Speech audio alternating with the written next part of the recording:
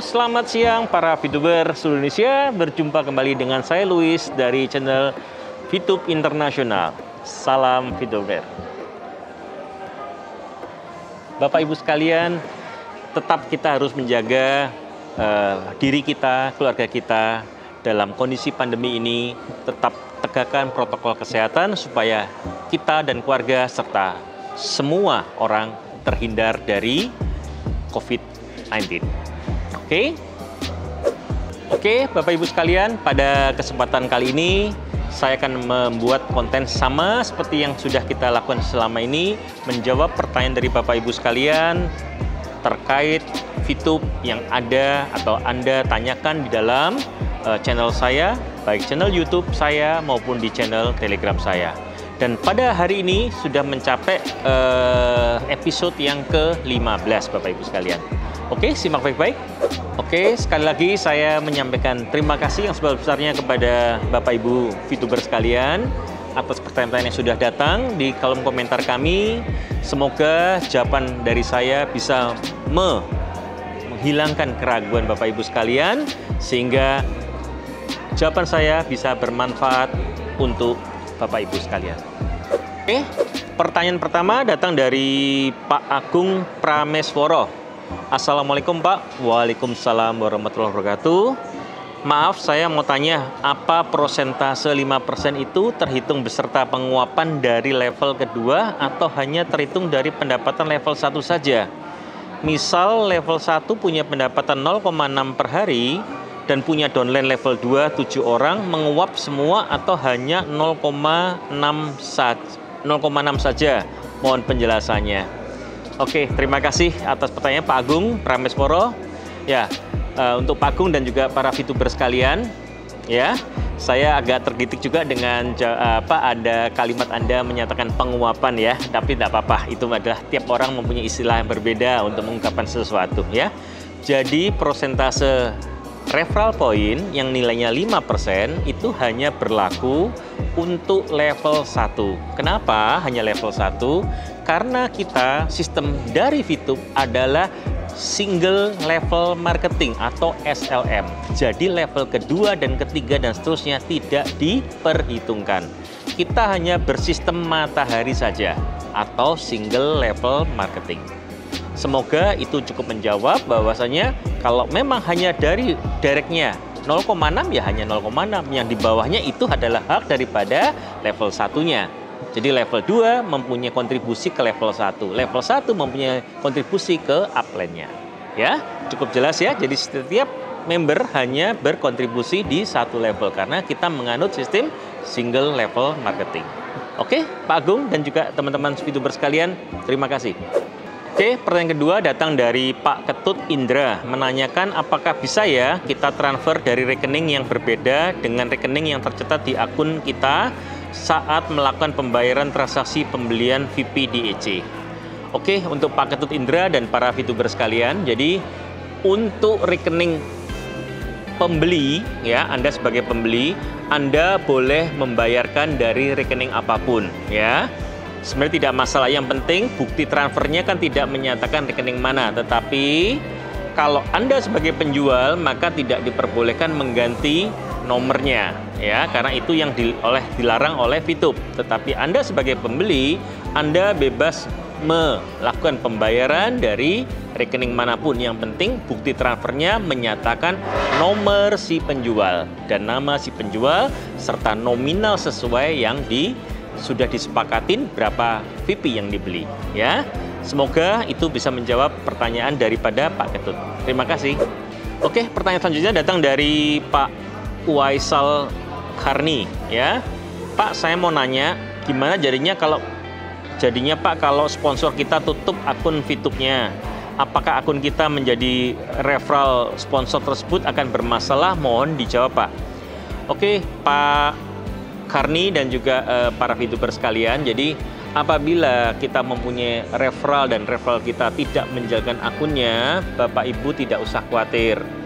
Karena prinsip daripada join sebagai member VTube, Bapak Ibu adalah berdasarkan diri sendiri. Ingat ya, upline atau referral adalah sebagai titik jembatan penemu. Penemu apa? Menghubungkan antara Bapak Ibu dengan aplikasi Fitup. Maka harus ada referral. Tetapi setelah itu apabila salah satunya tidak aktif, ya yang tidak aktif akan putus dengan sendirinya. Tetapi tidak bermasalah dengan Bapak Ibu sekalian. Bapak Ibu sekalian tetap berjalan dengan tim Bapak ke bawah. Ya, jadi prinsipnya di Fitup itu adalah diri kita sendiri. Anda yang mengembangkan Anda dan jaringan di bawah Anda. Tidak tergantung referral. Referral hanya sekedar titik penghubung. Supaya Anda bisa join Fitup harus butuh referral pertama kali. Selanjutnya, aktif tidak aktifnya beliau tidak tergantung dari Bapak Ibu. Jadi beliau tidak aktif, Bapak Ibu tetap bisa jalan seperti normal. Oke? Jadi jangan khawatir ya. Oke. Oke, pertanyaan selanjutnya datang dari Pak Bandung Taylor. Assalamualaikum Pak Luis. Waalaikumsalam. Saya mau bertanya, apakah izin di fase pertama ini dikeluarkan hanya setahun sekali dan di tahun berikutnya pihak Fitup perlu memperpanjang izinnya lagi, ataukah sekali izin berlaku untuk selamanya? Mohon jawaban Pak. Terima kasih penjelasannya. Waalaikumsalam warahmatullahi wabarakatuh. Oke Pak Bandung Taylor dan juga para Bapak Ibu Fituber sekalian. Jadi izin Fitup itu bukan hanya berlaku setahun sekali ya. Memang pada waktu diizin kita tertera waktu 1 tahun. Untuk apa? Artinya izin waktu dirilis oleh pemerintah lewat Kominfo, maka izin itu ada waktunya selama setahun. Untuk apa? Agar perusahaan Fitup memberikan dokumen atau kelengkapan, karena di awal kan mereka tidak tahu dari pemerintah seperti bagaimana akan jalannya, hanya daftar di awal, maka harus melampirkan legalitas, harus melampirkan aktivitasnya dan sebagainya. Itu dikasih waktu selama setahun, dan apabila itu dilengkapi maka izinnya akan jalan seterusnya. Tetapi kenapa saat sekarang izinnya kok masih disuspend? Karena kita ada proses menuju ke fase 2 di mana izin yang pertama dengan izin kedua berbeda. Untuk itu kita memasukin ada izin kedua yang memang harus dari perusahaan Fitup harus diproses. Bapak Ibu sabar tunggu, pada waktunya kita semua akan bisa lega. Jadi kita hanya tunggu waktu dan dari manajemen akan segera menginformasikan bila memang perizinan dari kami untuk fase 2 sudah terselesaikan atau sudah mendapatkan approval dari pemerintah. Oke? Semoga menjawab pertanyaan Bapak Ibu. Terima kasih. Oke, pertanyaan selanjutnya datang dari Info Bisnis Online. Pak, saya mau tanya, ini pertanyaan semua member saya. Kapan bisa daftarkan orang luar pakai nomor luar sedangkan transaksi di EC hanya menggunakan rupiah? Bagaimana jika ada member Malaysia mau jual poin atau beli poin? Tolong dijawab. Oke, untuk Info Bisnis Online dan juga Bapak Ibu Fituber sekalian. Ya, jadi kita aplikasi Fitup saat sekarang hanya dibuka untuk warga negara Indonesia, WNI saja. Belum dibuka izinnya untuk WNA. Tetapi kita bisa mendaftarkan WNI yang sedang bekerja di luar negeri atau sedang berkuliah di luar negeri atau bekerja atau berkuliah. Silakan, tetapi dia mempunyai KTP dan resmi dari Indonesia. Ya, syaratnya tetap harus sama. Dia adalah warga negara Indonesia, bukan warga negara asing. Ya, untuk itu jawaban dari saya, kalau orang luar belum bisa, nanti pada fase berikutnya.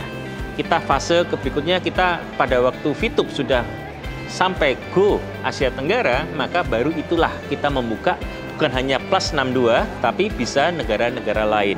Saat sekarang apabila orang Malaysia mau join tidak bisa, makanya kenapa currency kita sekarang hanya menggunakan IDR atau rupiah saja. Karena memang hanya dibuka untuk warga negara Indonesia. Sekali lagi saya jelaskan, tegaskan, hanya warga negara Indonesia, baik yang tinggal di Indonesia maupun tinggal di luar negeri. Tetapi masih memiliki KTP Indonesia. Oke? Terima kasih. Oke, pertanyaan terakhir datang dari Sahri Warti. Salam Fituber Pak Luis, salam Fituber Ibu. Mau tanya, Pak, bagaimana cara kita meyakinkan calon member bahwa Fitup itu akan bertahan lama, long live? Mohon dijawab. Salam Fituber, terima kasih. Ya, Bapak Ibu sekalian, kita tahu bahwa semua bisnis itu tidak ada bisnis tanpa resiko ya. Kita juga tidak ada siapapun bisa menggaransi suatu bisnis itu akan selamanya. Tetapi Fitup dengan konsepnya dan juga dengan visi dan misinya sudah menerapkan kita kepingin long live ya. Seperti Bapak Ibu sekalian, apabila Bapak Ibu membuka suatu perusahaan, apakah Bapak Ibu berpikir bahwa perusahaannya hanya untuk setahun 2 tahun? Tidak kan? Tapi apakah nantinya kenyataannya setahun 2 tahun? Nggak ada yang tahu. Sama, bisnis Fitup juga sama, tidak beda dengan bisnis yang lain. Semua perusahaan didaftarkan adalah kepingin bisa long live. Tetapi apabila tidak long live, itu adalah masalah kondisi. Tetapi tergantung konsep dari perusahaannya. Bila konsepnya benar, niscaya pasti dia akan long live.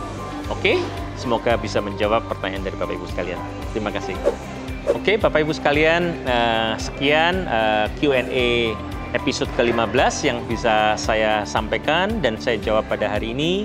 Semoga semua jawaban saya bisa menghentikan keraguan serta menjawab pertanyaan-pertanyaan dari Bapak Ibu sekalian, dan semoga konten ini bermanfaat bagi Bapak Ibu sekalian. Tak lupa saya mengucapkan banyak terima kasih kepada manajemen Bywalk Mall yang sudah memberikan kesempatan saya untuk bisa syuting hari ini. Jangan lupa silahkan follow Instagram Bywalk Mall dan juga Fitup Internasional yang ada di deskripsi kami ini.